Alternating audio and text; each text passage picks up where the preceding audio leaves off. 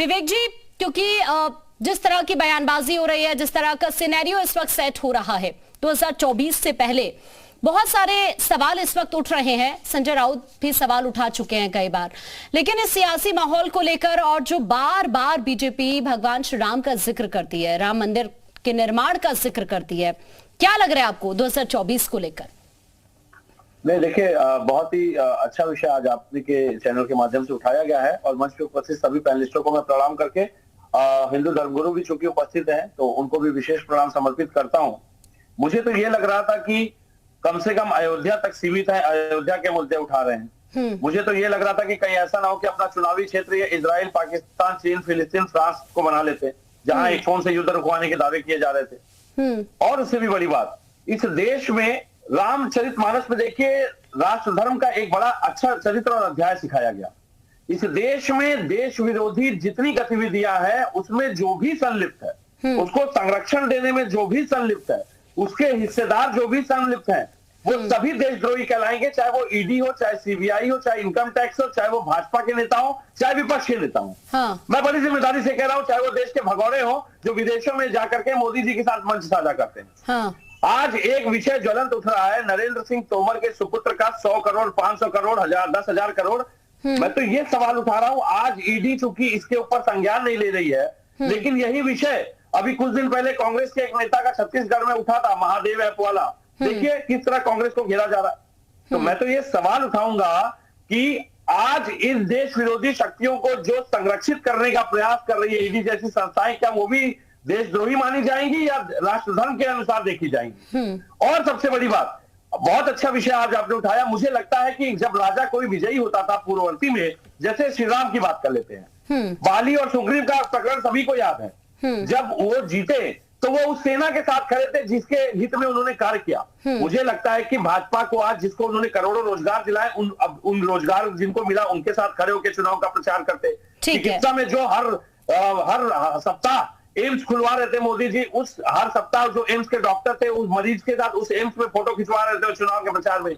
जो शिक्षा में हर हफ्ते वो एक नया IIM IIT बनवा रहे थे, वहां अगर खड़े होकर स्टूडेंट के साथ वो प्रचार करते तो मैं इस पर रिएक्शन जरूर लूंगी बीजेपी प्रवक्ता से। महान बालक दास जी भी इस वक्त हमारे साथ जुड़े हुए हैं।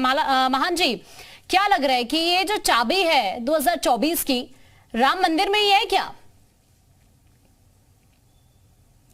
नहीं, ऐसी बात नहीं है। चाहे 2014 का हो, चाहे 2019 का हो, और ये 2000 अभी आपका 23 का जो चुनाव होने वाला है, 24 का, तो मुझे लग रहा है इससे कोई मतलब बीजेपी का शुरू से रहा है। और केवल राम मंदिर नहीं, काशी विश्वनाथ जी कॉरिडोर आप देखें बनाए, आप केदार खंड में चले जाइए वहां पर निर्माण करवाया, आप उज्जैन में चला जाइए वहां पर निर्माण कराया। ये हर चीजें केवल राम मंदिर को लेकर के बीजेपी कार्य नहीं कर रही है।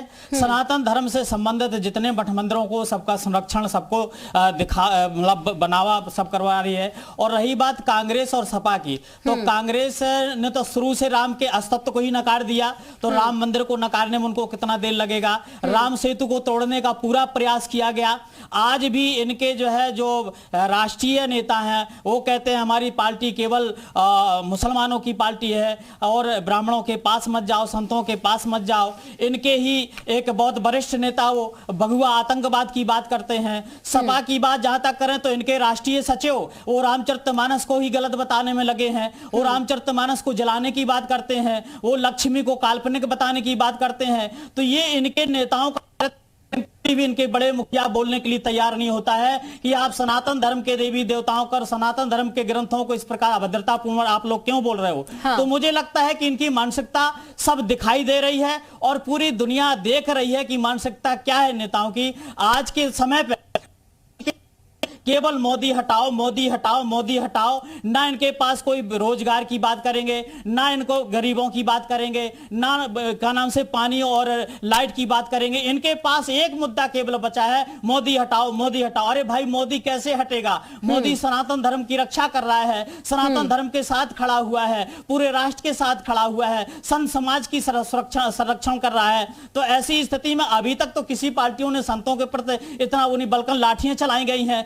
चाहे बनारस में आप देख लो, सपा सरकार में हमारे ऊपर लाठी बांधी गई, शंकराचार्य के ऊपर लाठी बांधी गई, राम मंदिर में कार सेवकों के साथ गोलियां चलाई गई, उधर जब गौ आंदोलन में करपात्री जी महाराज के साथ संतों के साथ गोलियां चलाई गई। कितना प्रमाण आप लीजिएगा संतों के साथ जो अत्याचार इनके पार्टियों ने किए हैं। राम को सिरे से नकार दिया गया। आज ये लोग बड़ी बड़ी लंबी बात करते हैं, ठीक है, आज भी इनके नेताओं पर कंट्रोल नहीं है। आज भी इनके नेता जो है रामचरितमानस को जलाने की बात कर रहे हैं, तो कोई कह रहा है कि नहीं भगवा आतंकवाद है। ये सारी चीजों को आपको समझना चाहिए। बीजेपी क्या कर रही है? बीजेपी दुनिया देख रहा है कि वो सनातन धर्म को लेकर चल रही है, संतों का सम्मान कर रही है। और पूरे केवल एक राम मंदिर की बात मत करिए, आप पूरे भारत में देख लीजिए जो मंदिर जीर्ण हो चुके थे, जो हमारे सनातन धर्म के स्तंभ मंदिर थे, उनको हर जगह संरक्षण कर रही है बीजेपी। ठीक है, ठीक है, मैं आपके पास वापस लौट रही हूँ। आप कुछ कहना चाह रहे हैं वैभव जी? मैं आपके पास भी अभी आऊंगी और विवेक जी आपके पास भी मैं आऊंगी। छोटा सा रिएक्शन अजरा जी से भी मैं ले लूं। अजरा जी, चूंकि अभी जिस तरह का माहौल बन रहा है और 24 में अब ज्यादा वक्त नहीं है, 5 राज्यों में आप देख ही रही हैं चुनाव चल रहे हैं, लेकिन क्या लग रहा है कितना असर होने वाला है 24 के चुनाव में राम मंदिर बनने का? देखिए आकांक्षा जी, सुप्रीम कोर्ट की भी एक गाइडलाइन आई हुई थी कि कोई भी व्यक्ति धर्म के आधार पर प्रचार प्रसार नहीं कर सकता। और जब योगी जी धर्म के नाम पर सुप्रीम कोर्ट के गाइडलाइन के विरुद्ध आचार संहिता का उल्लंघन कर रहे हैं, तो चुनाव आयोग कहां सोया हुआ है।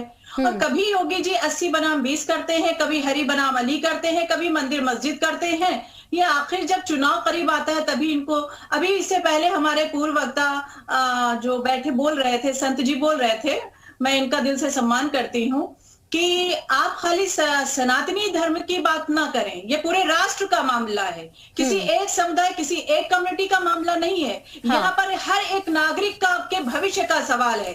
और आप मुख्यमंत्री किसी एक धर्म से, किसी एक कम्युनिटी के नहीं है, आप सभी कम्युनिटी के हैं। तो आपको आपकी भाषा शैली में माननीय योगी जी को इतना संयम बरतना पड़ेगा कि वो क्या बोल रहे हैं, क्या कह रहे हैं। खाली एक ही चीज को ला करके राम मंदिर, राम मंदिर, अरे राम मंदिर आपने बना लिया तो भाई ठीक है, बना लिया ना। अब उसके बाद आप उसी को खाली एक स्टंट क्रिएट कर रहे हैं, मुद्दा बना करके आप जनता को गुमराह करने की कोशिश कर रहे हैं, अपने एक बड़ी ही जो भयानक शैली लेकर के आते हैं। इससे जनता का भला होने वाला नहीं है। अभी हमारे संत महोदय ने कहा कि बहुत सारे यहाँ पर बना लिया, वहां बना लिया, संतों का बहुत ही इन्होंने मतलब कल्याण कर दिया, कार सेवकों का भी इन्होंने जिक्र किया। तो माननीय कार्य सेवकों को क्या जो शहीद हुए हैं बकौल आपके, अकॉर्डिंगली आपके, तो क्या आपकी सरकार ने उनको कोई मुआवजा वगैरह दिया क्या? अगर आप उनके हितकारी हैं, आप उनको वाकई मानते हैं कि कार सेवकों की मृत्यु हुई है, उन पर गोलियां चलाई गई, तो आपने उनके परिवार वालों के लिए क्या कर दिया? आपने कितना साथ उनका दिया? आपने भी तो कुछ नहीं किया। खाली सनातनी धर्म कह लेने से ही आप सनातन नहीं हो जाएंगे। ठीक है, ठीक है, ठीक है, इस पर मैं जवाब ले लूंगी जरूर। बीजेपी प्रवक्ता हमारे साथ बने हुए हैं। मान जी, आप भी कुछ कहना चाह रहे हैं, आपके पास मैं वापस लौटूंगी। सभी